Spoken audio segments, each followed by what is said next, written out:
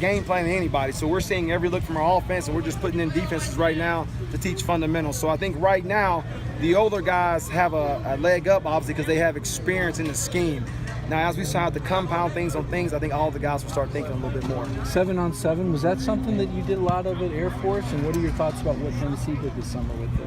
7-on-7, yeah, as in off-season 7-on-7 work that the guys did. Right. Those drills. Did Air Force do those things in the off-season? Well, I was at North Carolina last year. Right. So we did 7-on-7 off-season in North Carolina. Yes. And what did you think about what Tennessee did this summer? Do you notice a difference in your guys? I thought it was good. I thought it was really good.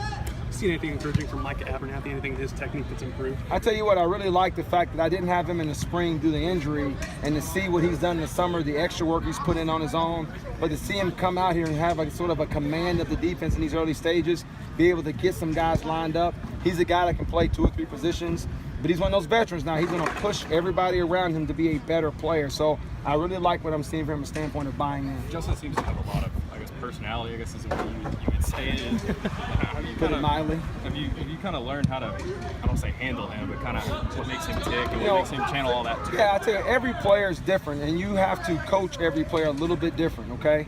I think with Justin, we've built trust over these last 9 months, so he knows if I'm saying something to him, it's important, and he knows how to respond to that. So you never want to take a guy's fire and passion for the game away, but at the same time, I talk to my guys all the time, you can be respectable, you can be disciplined in what we do, and when it's time to have fun, it's time to have fun, but when it's time for business, it's business. Has he kept that sort of all business approach even from the spring? I know he was most of your player on Yeah, that. he ain't got no choice. What have you seen from your guys in terms of leadership? I tell you, I see the older guys step into the forefront to show the young guys how we operate day in and day out in meetings, in practice, when we walk the hall. So I really like the approach by guys like TK, like Micah, like Justin, like Mosley and Galden.